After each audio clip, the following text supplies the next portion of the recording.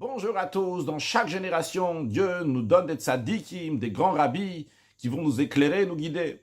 Chacun de nous veut s'attacher au rabbi et savoir quel est le point essentiel du rabbi. Évidemment, il y a les 613 commandements, mais chaque rabbi a sa particularité. Aujourd'hui, voyons ensemble une sikha que le rabbi a dit le 10e jour du mois de Shvat, 5714-1954, qui était donc 4 ans après la Hiloula du rabbi précédent, Rabbi Yosef Yitzhak, qui a quitté le monde le 10e jour du mois de Shvat, 1950. Le rabbi nous dit qu'en général, on peut dire que tous les rabbis de Chabad, jusqu'à le rabbi précédent, c'est le même inyan, c'est le même sujet. Car chacun d'eux a eu affaire avec la perfection dans tous les domaines.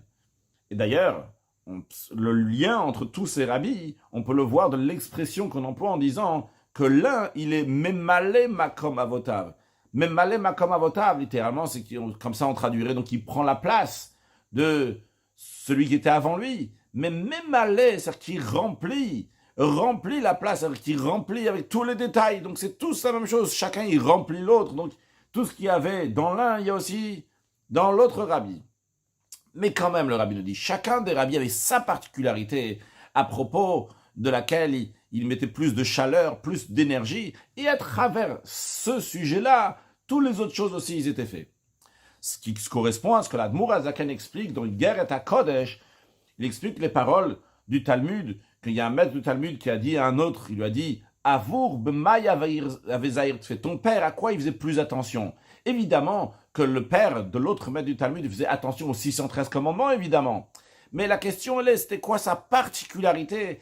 Que la mitzvah à travers laquelle c'était la porte pour sa neshama, pour son âme à lui, à travers lequel tout le reste de sa Torah et tout le reste de ses mitzvot, de ses commandements vont passer à travers ça.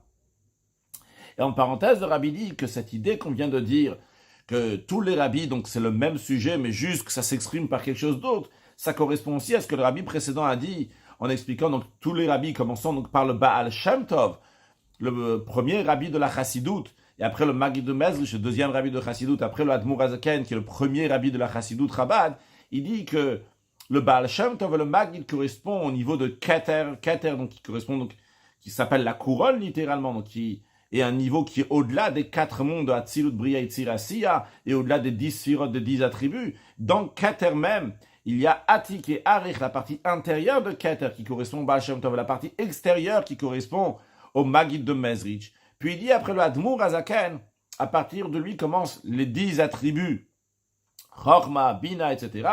Et il dit que l'Admour HaZaken, le premier rabbi de Chabad, c'est Chorma, le deuxième rabbi de Chabad, rabbi Dover, c'est Bina, etc. Et le rabbi nous dit, on sait que chaque sphira, chaque attribut, Chorma, Bina, Gvura, Chorma, Bina, Dat, Chesed, Gvura, Tiferet, etc., tous ces attributs-là, ils sont tous liés l'un à l'autre. C'est-à-dire qu'il n'y a pas une seule. Lorsque, par exemple, tu as le chesed de la bonté, le chesed, comme il est inclus des 10 autres. Lorsque tu as chorma, c'est comme il est inclus aussi des 10 autres. Seulement quoi? Cette sphira, cet attribut-là, exprime ce point particulier. Alors, il en est de même aussi pour les Rebbeim, que chacun d'eux, il a son point particulier. Mais ça englobe toutes les autres choses aussi, de la même manière que chaque attribut, il a aussi les autres attributs. Mais il exprime ce sujet-là, et à travers ce sujet-là, s'exprime donc tout ce qu'il y a aussi des autres attributs qui est dans cet attribut. Par exemple, dans le chesed, va s'exprimer aussi tous les autres attributs, mais ça s'exprime par le chesed. Alors, quel est le point particulier auquel le rabbi précédent, Rabbi Yosef Yitzhak, s'est donné? Eh bien, le rabbi nous dit, ce qui s'est donné le rabbi précédent, c'est concrétiser chaque chose, et comment le concrétiser?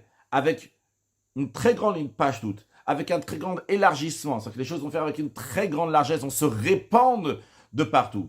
Et le rabbi précédent n'avait peur de rien, ni de la situation spirituelle, n'avait pas peur de la situation spirituelle d'un autre. Que ce soit l'autre qui était un très grand Yireh Shamayim, qu'il avait une très grande crainte de Dieu, ou bien de manière moyenne, ou bien quelqu'un qui n'est pas du tout à ce niveau-là, à tel point que la folie de l'âme animale voit la vérité qu'il y a dans lui, à tel point qu'il ne sait même pas qu'il doit faire teshuva, il est tellement dans une situation tellement basse. Quelle que soit la situation spirituelle d'un autre, eh bien, le rabbi s'est pas impressionné, c'est donné pour lui.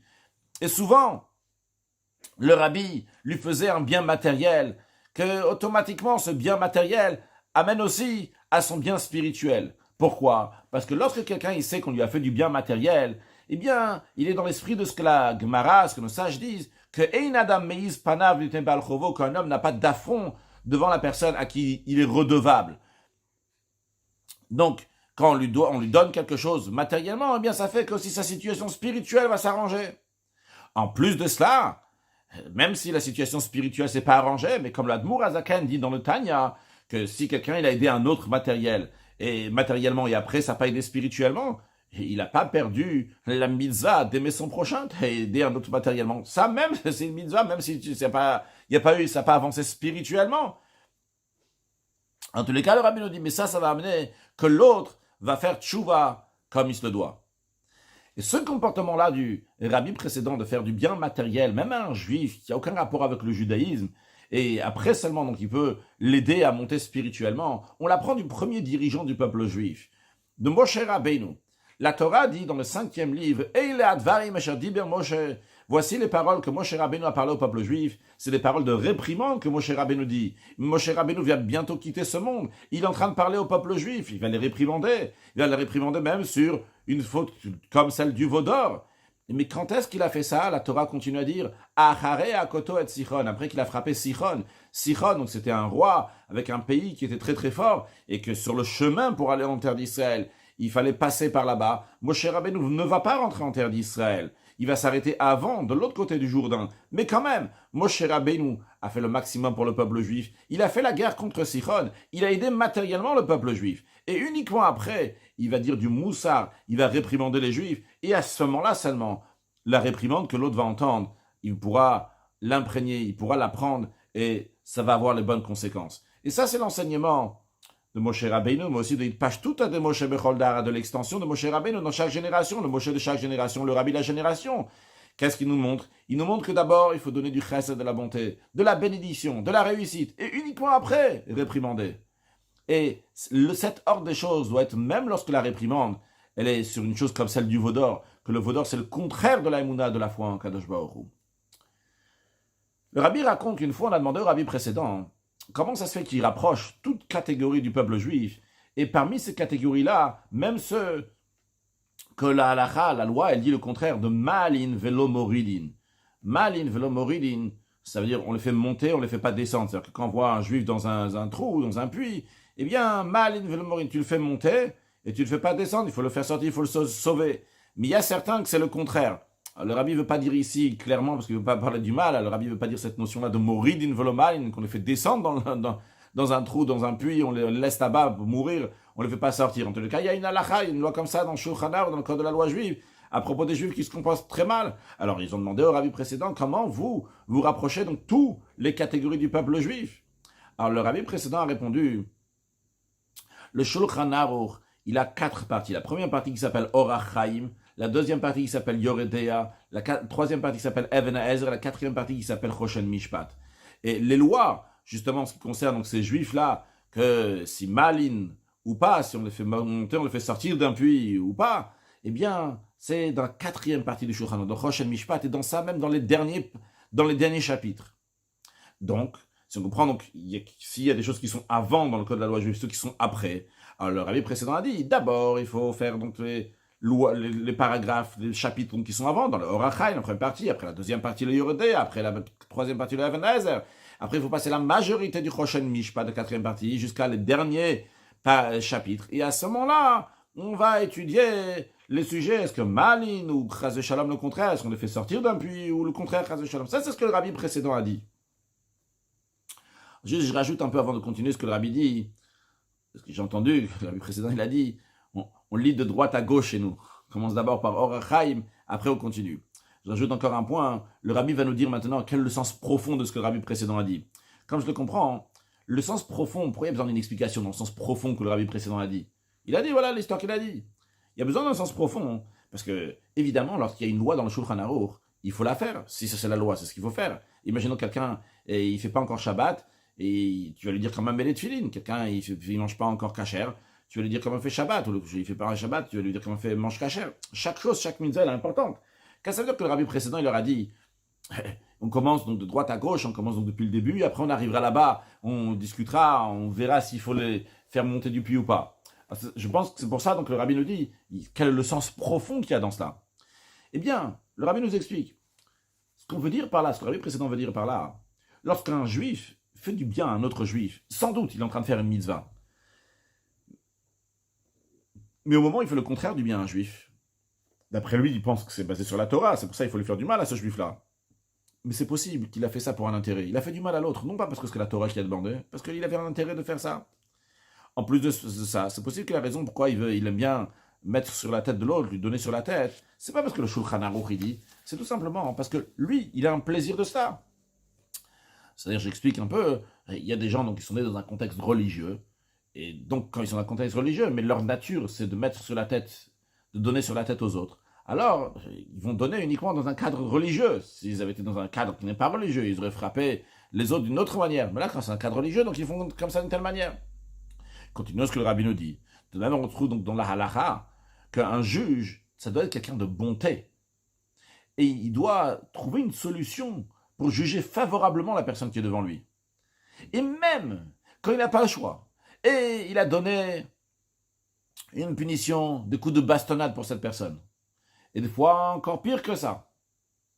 Mais ça ne veut pas être lui-même qui va concrétiser cette loi, ce psak-din qu'il a dit. Bien que c'est basé sur le code de la loi juive. Pourquoi un juge ne peut pas le faire? Le rabbi nous dit, parce qu'un juge ne peut pas supporter la souffrance d'un autre. Et qui est-ce qui va le faire? Un délégué du tribunal, mais pas le juge. À l'exception d'un très grand tzaddik, comme par exemple Shmuel Hanavi, le prophète Shmuel, que lui, il n'a aucune existence. Il n'y a pas de sentiment de ce que je ressens, ça me fait mal, ça me fait pas mal. Lui, toute son existence, c'était faire la volonté de Dieu, que lui-même, il a tué Agag, le roi d'Amalek, qui devait être mis à mort.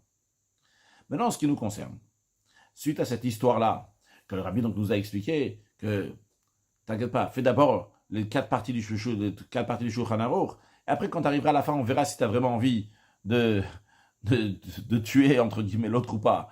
Parce que quand tu vas faire les 4 premières parties du Shulchan Aruch, tu vas voir qu'en vérité, si vraiment toute ta vitalité est dans le Shulchan Aruch, quand tu arriveras à ça, tu comprendras que c'est pas comme ça qu'il faut se comporter un autre juif. Maintenant, le rabbi nous dit, la volonté des chassidim, c'est aller dans les voies du rabbi. Eh bien, il faut savoir, bien qu'il faut faire attention à celui qui est dans un niveau inférieur spirituellement. Il ne faut pas couler avec lui, il ne faut pas aller avec lui qui Dieu en préserve, mais il ne faut pas non plus le repousser, il faut le remonter, lui faire du bien matériellement et par cela aussi spirituellement. Et à ce moment-là, comme le sage dit sur le verset, Meir Eineshneem Avaye, que Dieu éclaire les yeux des deux. Des deux, c'est aussi bien du riche et du pauvre. Celui qui a aidé et celui qui s'est fait aider. Pas seulement celui qui s'est fait aider, ses yeux ont été éclairés, mais aussi celui qui a aidé. Eh bien, quand quelqu'un il aide un autre juif, eh bien on l'aide d'en haut, Hachem va l'aider, d'aller dans le droit chemin. On lui donne avec une main qui est large tout ce qu'il a besoin pour lui et pour sa famille. Ce flux-là, il vient du chesed, de la bonté qui est en haut. C'est un chesed, une bonté qui n'a pas de limite.